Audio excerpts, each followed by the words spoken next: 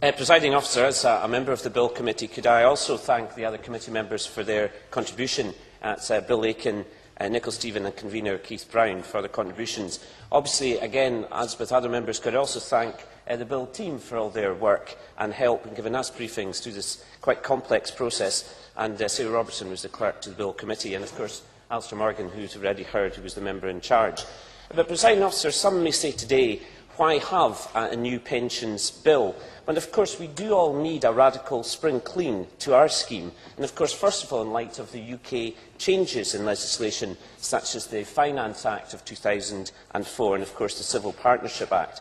But some may also say, Presiding Officer, why improve conditions of MSPs when thousands of Scots are losing their job and are losing their final salary scheme pensions? Well, of course, the improvement in the accrual rate from 50th to 40th, as we've heard earlier, is of course fully funded by increased member contributions from 6% to 11%.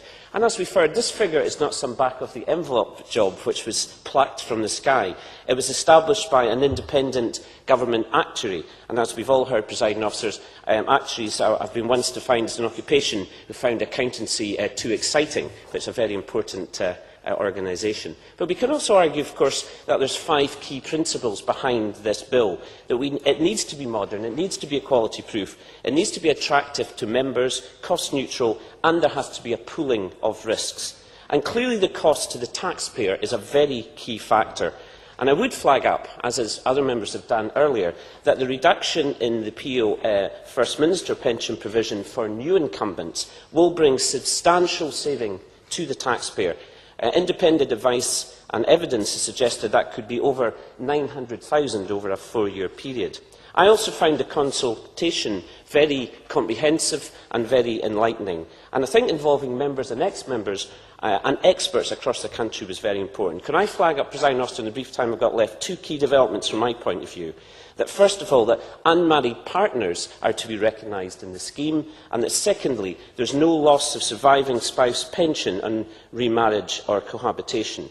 So in other words, the spouse pension will continue for life. I think that's a very good example of a modern, caring and an equitable scheme. And of course, it's very similar to other schemes such as Westminster and the Welsh Assembly, who I might say are a number of years ahead of us in terms of revising their own schemes.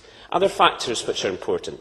We've already heard about trustees, but I would echo that point. Very important that we sort out this issue with trustees, and of course the bill would set up a new system for trustees which could well involve existing members and ex-members as well, and stops a potential conflict of interest as far as the corporate body is concerned. Mandatory changes, of course, have to be incorporated as well. The issue about minimum pension age now being 55 has to be brought in, and that was under the Finance Act of 2004 and the Pensions Act, and that will be effective from next year. I also think it's important to flag up the important new changes on pension sharing on divorce, and of course the Welfare Reform and Pensions Act of 1999 gave courts powers to split pension benefits on divorce, and that was of course extended in the Civil Partnership Act 2004 as well. Perhaps a final point in closing, Presiding Officer. The transfer of pension must be made from a registered scheme.